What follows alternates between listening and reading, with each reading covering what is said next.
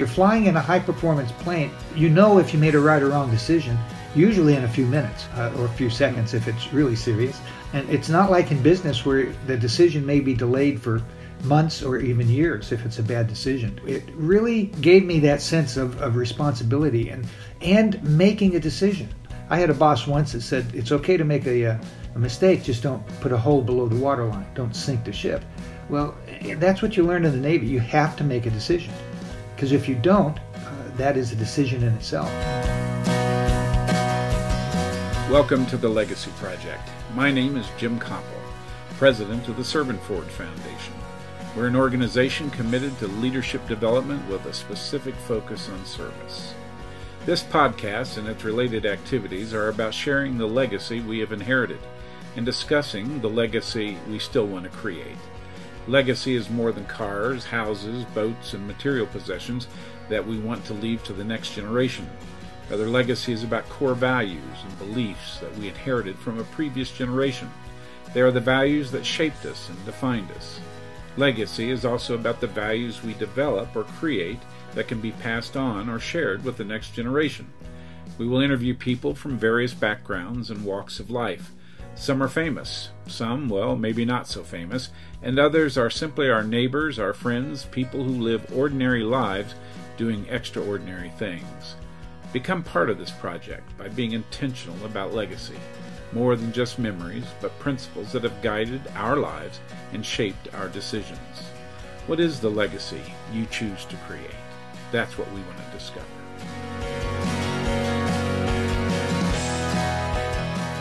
Well, today at our podcast on the Legacy Project, we're talking to Tom Herskowitz, who is a friend, a businessman, an entrepreneur, a missionary, a college professor, a sailor, and an aviator.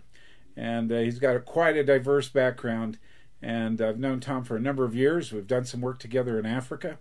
And when he worked at Southern Nazarene University, did some projects with him. He has an interesting history and an interesting legacy that I think you'll enjoy in our conversation today. Tom, where are you from? Where were you born? I was born in California, in Southern California, 1945, and lived most of my life in California. And where did you go to school? My undergraduate was at Westmont College up in Santa Barbara, which is a small Christian liberal arts college, and I studied biology. There, got a bachelor's degree in biology. Mm-hmm. And then was it after college that you entered the Navy? Is that correct? Yeah, it's college was fine. I ended up, because of financial, I ended up having to work off campus most of the time. Westmont is an expensive school. I did not have parents that could afford to subsidize it, so ended up paying my whole way, took some loans out. But it was fatiguing because I lived off campus, commuted on, and it was basically a live-in campus. So at the end, I was almost ready to join the Navy as a senior. But I realized that if I joined the Navy as an enlisted guy, everybody in the world would tell me what to do. If I waited till I became an officer, only half the people in the world would tell me what to do. So I waited out and then did join the Navy as after I graduated. Yeah, that's great. And you were an aviator, right? You flew off aircraft carriers? Yes, I flew backseat of F-4 Phantoms. I have about 300 launches, 300 catapults, and 300 landings, traps we call them. I always worked hard to keep those numbers the same. I thought it was important to have the same number of landings as I did takeoffs. I also was during Vietnam, so I have 200 combat missions flying over Vietnam as well. In between our cruises, you have two cruises as a deployment. I attended Navy Top Gun, a Navy Fighter Weapons School. So Tom Cruise did wonders for my career a few years later. No one knew what Top Gun was. It was just another military training with a certificate suitable for framing. Yeah, that's great. So growing up, who were some of the major influences? I mean, I'm sure your parents had an influence on you, but who were some of the major influences in your life? Well, I have a twin brother, Tom and Jerry. He passed away a few years ago. So there was always the two of us together. My mother was kind of a free spirit, so we ended up growing up with a lot of foster parents up until I became 12, 13, and went into junior high. Up until then, we were in foster homes.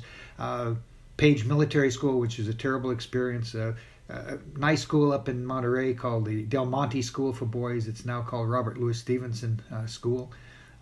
So the influences were really basically came from church. After I became old enough, began to go to church because I wanted to.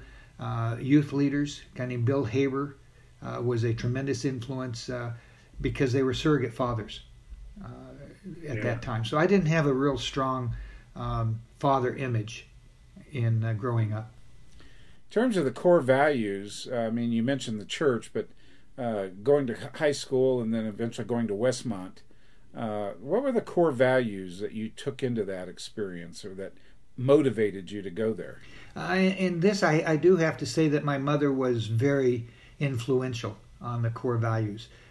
She just would not tolerate any form of lying. And at that age, being honest was one of the key core values that you develop. And she also, I remember one incident when I think we were in 6th grade. We lived in an apartment. We were out playing, and I was making something with a hammer. Some friends came by. I had the hammer. I ran down the street, and we were playing around. I wasn't doing anything wrong. It just happened to be in my hands. And so the owner of an apartment down there came by and grabbed me by the collar and said I was banging on his wall or destroying his property. I said, no, I wasn't. So he dragged me all the way back home, and we were upstairs. And I remember my mom standing up there, and she said, Tommy, did you do that? And I said, no. She says, I believe you. He didn't do it. And so that gave me that sense of, as long as I am truthful, when it's really important and I want to be trusted, you better have been truthful beforehand, because I always was. And so that kind of cemented the value of telling the truth, because sometimes you may need somebody to trust you because you've been telling the truth. Even if if you screw up, you admit it, go on. But that was one of the key moral values, and that came directly from my mother. How many children do you have, Tom? I have 3 children with my wife Patricia. I had a previous marriage, and I have a son from that marriage, and he's like 49 years old, and our 3 children, the oldest is 29. So we have kind of a double family. It was not a blended family. It was 2 separate families. Yeah.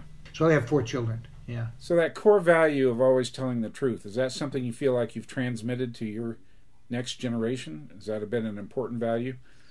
Transmitting those core values, it's kind of like, I've always thought of it like your children are like arrows, and they're in the quiver. You try to shape them, but once they're on their own, that arrow is launched and you can no longer go back. So I've certainly stressed that, hopefully by example as well as verbally. I hope that they have transferred it, but at a certain point they are then responsible for themselves, and if they reject it, I feel bad, and I wish I would have done a better job. I haven't seen any of it. As far as I know, all my kids are carry that as a high value also, as well as a pretty strong work ethic. Yeah.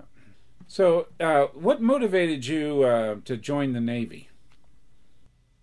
Boredom? I was burned out in college. Uh-huh. It was just, as I said, I almost quit anyway. Later on, I've had to go back and look at my grades in college. I did pretty well in law school, but boy, the college experience was like a C+, which was kind of an awakening when I actually saw what the grades were a few years later. So I wanted to just get away. The draft was active. The numbers had not yet been, they hadn't started doing the lottery. And I grew up on John Wayne movies and the World War II, post-World War II movies and stuff, and I wanted to have something exciting in my life. I had an experience in high school. One of my friends down the street, his father was a major in the Marine Corps and was in the reserves, had fought in World War II. And so he got about 5 or 6 of us in the neighborhood and got us to go to Devil Pup Camp, which is Camp Pendleton, and it was for teenagers. We got there and found out that half the kids were there because the judge gave them a choice of Devil Pups or Juvie Hall. The funniest thing was one kid had won the prize by selling the most subscriptions to the New York Times, or to the LA Times. But it was basically free for him. But for 10 days, they treated us like Marines. They ran us up hills and down hills and yelled at us and fed us the food from the mess hall. And so when it came time as an adult to make a decision on the service, I knew I did not want to become a Marine. So that was one of the advantages of going to Devil Pup. Didn't like the Army, too regimented.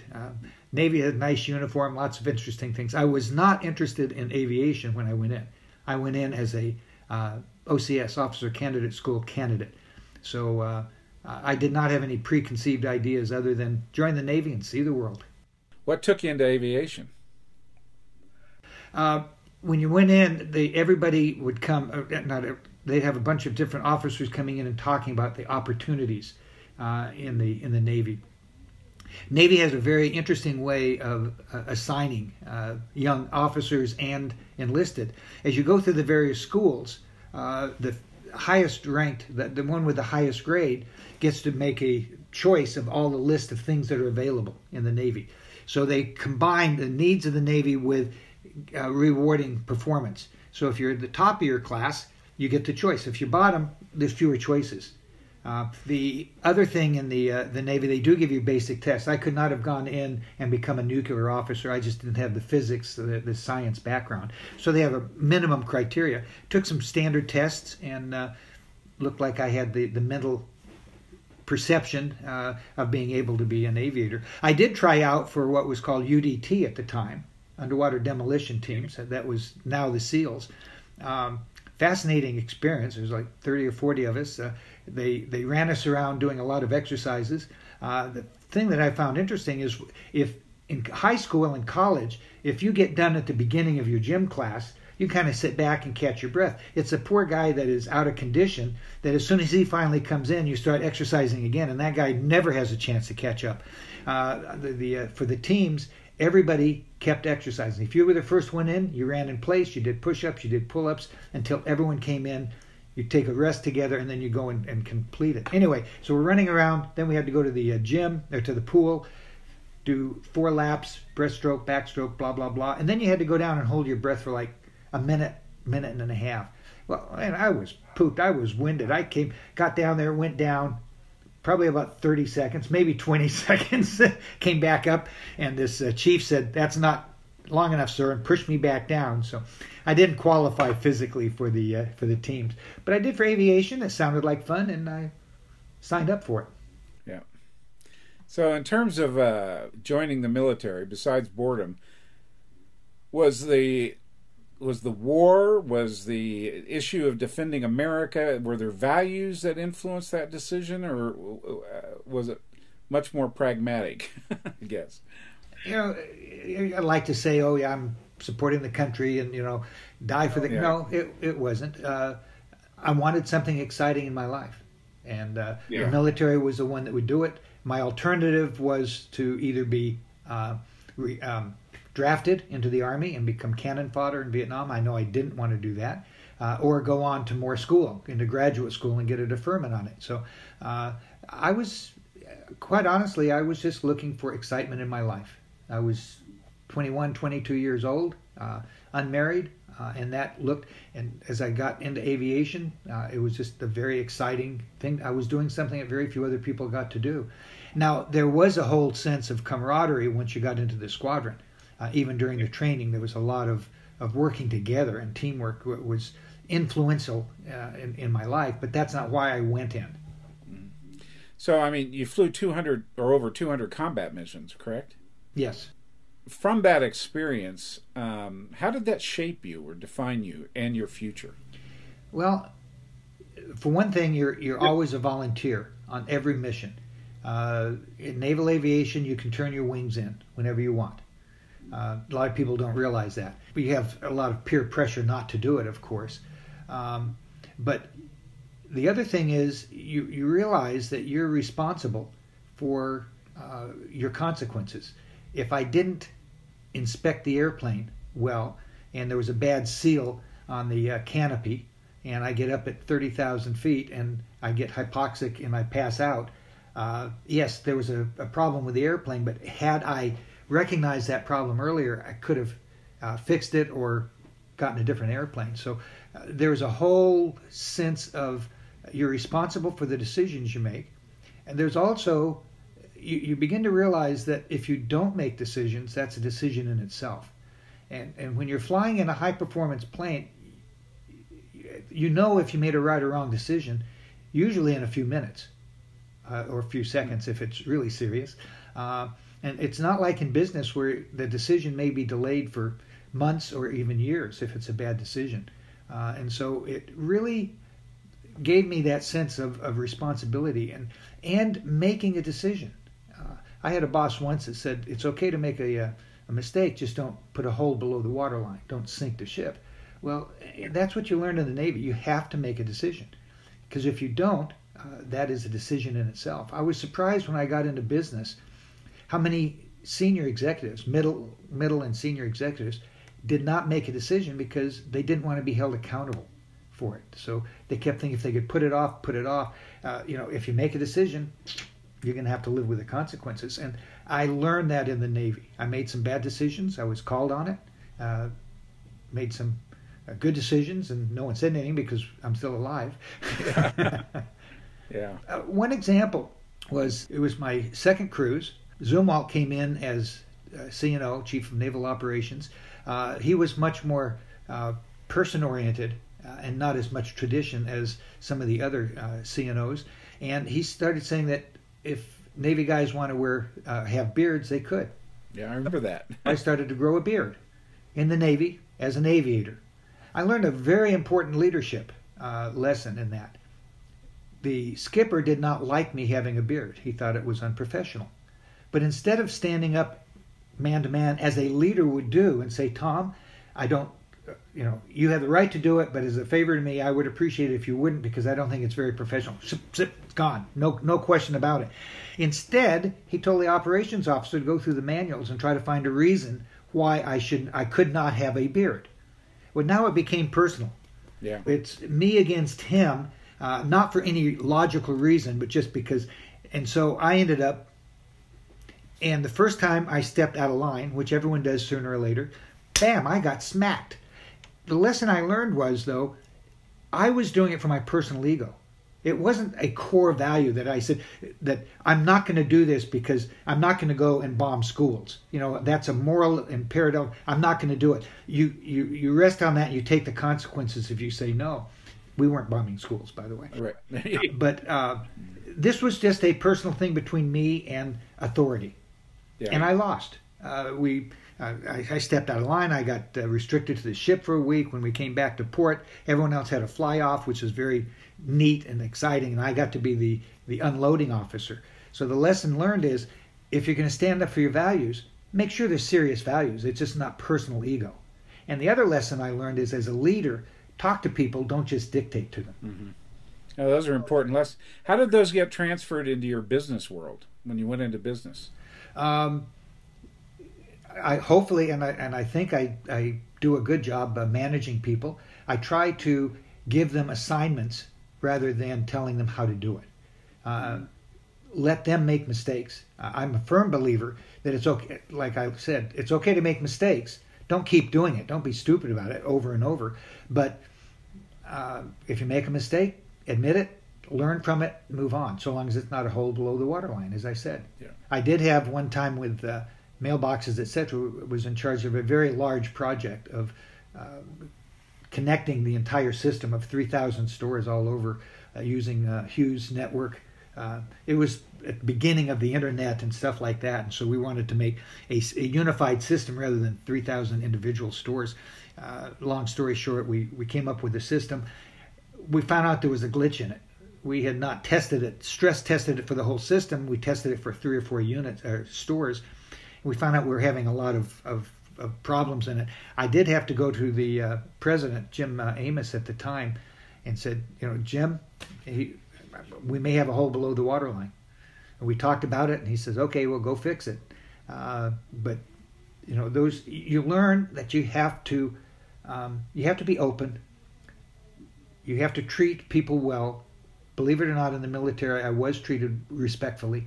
And I thought that the leadership talents, or the leadership that I gained in the military.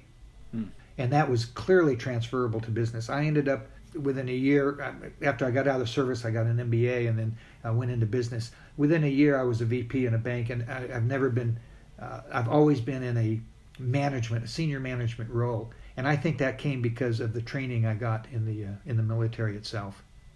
We're talking with Tom Herskowitz, who's a friend, an entrepreneur, a businessman, a former naval aviator, and a college professor. And we're talking about the legacy that he inherited and the values that have shaped him in his personal life and his career. So, Tom, I'm going to come back to the business side. You said within a year, you were a vice president of a bank. Is that right? Yes. After I got my MBA, got hired as a construction loan officer. Started off as a loan officer and then promoted to AVP, assistant VP, and then to VP. You were with mailboxes for quite a while, weren't you? Yes. Yeah. I have, as you mentioned, I have a fairly diverse career. Different steps along the way. I started off in banking as a loan officer doing large commercial loans, became the manager of a office in Los Angeles, and then went to work for a developer, and then ended up working with a developer who was doing franchising, and then into a franchising company, and so that's how I ended up in mailboxes, etc. But you just raised a point, and I want to pursue this for a second. You've had a very diverse background. You've done a lot of different things, and I've been the same way. And I'm often asked, why have you done it that way? I mean, if I had stayed in one profession, I could have probably excelled even higher. But I had a career coach once say to me, he said, "You not only change jobs, you change careers." And why is it? Why were you interested in that kind of diversity? I mean, what motivated you to jump around? And I don't mean that in a negative sense, but to move into different kinds of opportunities.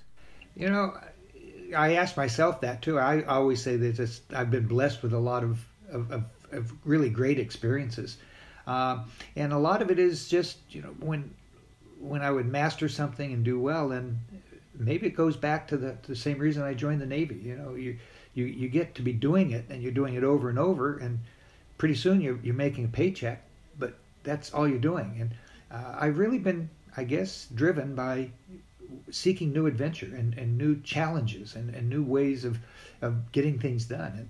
And what you learn from one job is always applicable in another job. When you're in a leadership role, I'm not talking technically. If you learn how to use to repair a nuclear engine, that's usable. But from the management side, everything I learned was always applicable, and it was just new opportunities and new excitement, and it was always a progression moving up in responsibility. Yeah. So and I may have this factually wrong, so correct it, but the connection between your business background and then the fact that you also did a major mission project in Uganda, right? Yes. How did you build that bridge? How did you get there? In almost every business, I've been involved in nonprofits from the very beginning. Starting off with being involved in a church and then in a district. Those are all different types of nonprofits. When I got my law degree, I was working with a company called Latham & Watkins, very large, prestigious firm, and I did some pro bono work with the California Pediatric Center, became involved with their board and then the chairman of it for a while. So nonprofits have always been part of my DNA, if you will.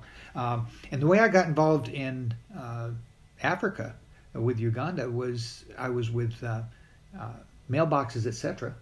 The company was acquired by UPS, had a golden parachute, pulled the ripcord on that, and had gone with a pastor to Uganda and saw some of the work that was being done there. Met some people at an organization called New Hope Uganda, which was a orphanage taking care of children in the bush. I really felt God calling us to go back there. It was one of those things that was just very, very powerful. And it was at a time that I could do it. I was probably the Guinness Book of Records highest paid missionary in the world at the time. UPS was paying me a salary for 2 years. Wow, why you were doing that? Because of my golden parachute. Ever since I was young, I really liked, I read about Albert Schweitzer, and at a younger age thought about being a medical missionary. And so here was an opportunity to go and to be a missionary in Africa with my family. I took the kids. They were 12, 10, and 8 when we went. And so the door opened. I walked into it, and we were missionaries living in the bush for 2 years in running New Hope. I was not a teaching missionary. I was a business manager. I was responsible for the business affairs of the mission itself. So what did you, out of that experience, in terms of who you are, what you've become, how did that 2 years in the mission field influence or define who you are? That had to be probably one of the most, along with the military previously, but I would say that was the second most influential time. I remember that very well. It was not just doing another deal. This was impactful. As I said, we lived in the bush. Our kids were there. They were learning that water is not free. You don't just turn on the tap. We had a cistern, and we had a black water tank on the top of the house with gravity feed down. So they realized that could run out of water sometimes. We took showers. We had a plastic bucket on the bottom so the water would go in so you get an extra free flush. They were playing with kids, the African kids that were there that were actually in pretty good condition because of the New Hope itself. Very powerful experience. Very at that time we got involved with the Lord's Resistance Army. The LRA was up in northern Uganda. We began to hear some things happening, and I remember that the head of the organization sent one of our Ugandan executives, a senior, to go up and find, and he came back and reported that it was just terrible. All the community from the rural community was coming into one town. There wasn't bathrooms, there wasn't sleeping facilities. Schools were closed because they were using the grounds for camps. And we then took some teachers and some of our senior students, and we went up. We stayed at YWAM, Youth with a Mission. Yeah. This is a town called Soroti. It was as far north as you could go because the roads beyond that were closed because the rebels were making raids. There were police, military moving around Soroti protecting it, so people would go out during the day and come into Soroti at night. And it was amazing. The experience to see these people. We brought food in. We were just look, we brought 30, 40 people. We're just a small little organization. We're not like Giving Hands or World Vision or any of those. Yeah, they came later. We were coming in the beginning, and we came in and brought food. We brought some construction. We started building latrines to help the people living in these camps. We had a nurse, Canadian nurse. She was the doctor. We opened these medical clinics, and these people would be standing in line for hours, and you had to close at night. And there were people that weren't finished. I think the nurse ended up having some PTSD afterwards because it was so. We were taking babies that were fever, and all we could give them is hydrating fluid. Stuff that you'd take a child to emergency room with, we were trying to just treat with what we had. Very, very impactful time of seeing what was happening. And I will tell you one spiritual experience is I was coming back from it, and I had one person with me, and we were driving a Toyota Land Cruiser, and the tire started. I thought I had a flat tire. Stopped, looked, no, it was okay. Couldn't see it. Drove some more, couldn't see it. Finally stopped. a local Ugandan said, "What's the problem?" I said, and he looked at it, and he couldn't see anything. So, well, I know where there's a repair shop. So here we are in a town called Jinja, kind of in the middle of nowhere. We go in, he takes us to a auto repair shop. And I don't care where you are in the world, auto repair shops are generally not considered the highest integrity of businesses. But we walked in, it's being run by a Catholic priest. He's got the repair going, but he also has 3 or 4 other charitable operations going on inside. The guy comes out, looks at it, drives around the corner, he comes back, and he shows me out of 6 lug nuts, 5 of them had snapped off. No. We had 1 lug nut holding that tire. Yeah. And we were getting ready to go through about a 50-mile open area through the jungle. If that tire had flown off, I don't know what would have happened. But I remember going back to New Hope and showing him that broken lug nut and said, "You've been praying for God's providence and protection. Here is visible evidence of God's protection." We met somebody at the right place at the right time, took us to the right place, and got it taken care of. But there were a lot of experiences like that in Uganda. Yeah. It's funny. I have a similar story about lug nuts on a wheel when I was a child with my father in Mississippi, and it was a major experience in our lives as we were dealing with some of the racial bias and prejudices in Mississippi at a repair station. Yeah. So from Uganda, then did you go from there to Southern Nazarene University? Yes. So here I am, having finished the one career in business and took my golden parachute, and now I've got a family of, at that time, 14, 12, and 10. My son was going to high school, so we'd committed to 2 years, and so we were coming back to the U.S. Didn't want to go back into the business I did. And so I was sitting in for dinner one night at New Hope, and we had a visiting professor from John Brown University, and he would go off during the summers to different missions, different Christian areas, and taught how to have. He was teaching us how to make stoves so that they could be better used. It was. I'm trying to think of the word right now, but how you run a business that's self-sufficient. And meeting the needs at the time and with the area. It doesn't do any good to bring a tractor into some areas because you can't get replacement parts. The cost is expensive on the oil and gas. So you do animal farm. You can actually eat the animal. You eat the tractor when you get done. Right. He was there talking. He mentioned the Coalition of Christian Colleges and Universities. Oh, yeah. And that kind of gave me where to look at it. Oh, wow. I forgot one little point. One of the first things that we did when we moved into Uganda, in the bush, is I couldn't live without the internet. I'm sorry. It was just, I'd gotten it. That you talk to people, you communicate, right. You continue with your business. So we had a meeting, and I said, I thought we might be able to get some satellite hookup for the compound. And one of the guys later told me, he said, he'll learn. This is Africa. It ain't going to happen. Well, I've worked with Hughes directly. I just called my contact in the U.S. They call the head of Hughes Network in Africa. We got it done. And we ended up, within about a month and a half that I was there, we had a dish, and we had 10 computers, and we had the only internet cafe, if you will, in that area. So I was able to communicate with that.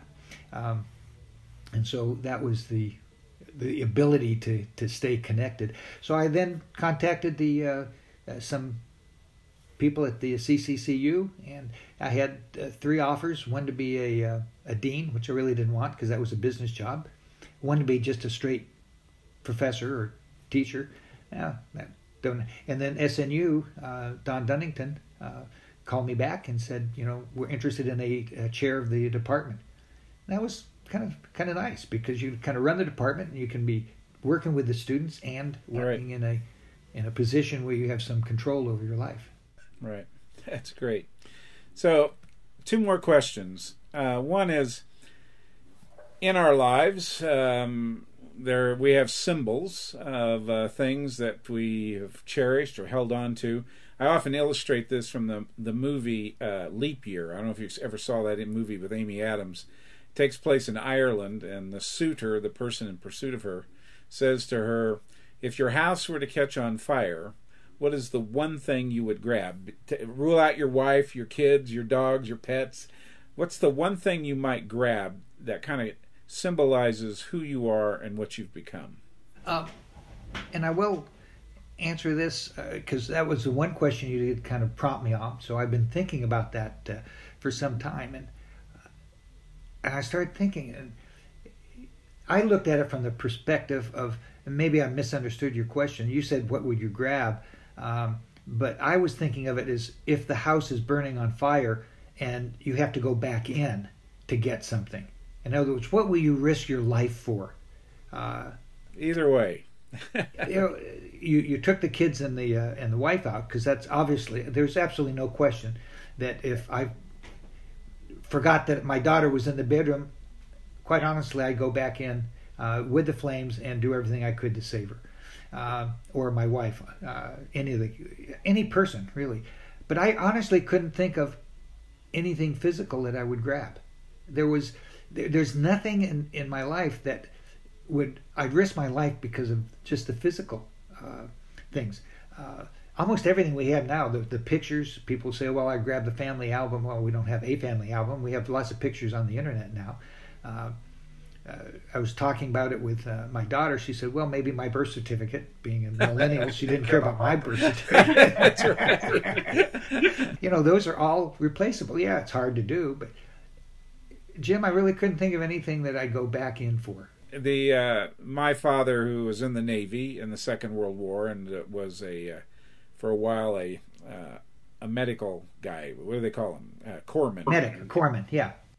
And he brought out, when he left the Navy, this medical box that was a metal box that he carried with him all the time.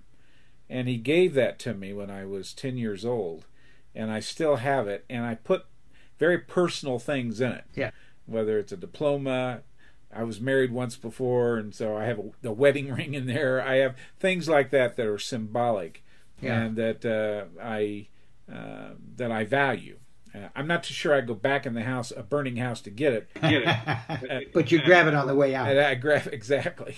So, well, let me ask you this, Tom. One of the things, as we've done the Legacy Project, I've interviewed over 30 people, and one of the things that struck me recently, and I actually posted a vlog about it today, was the exchange that Jesus had with his disciples in Caesarea Philippi toward the end of his ministry, when he asked the question, who do people say the Messiah is? And they responded, John the Baptist, some say Jeremiah, some say Elijah.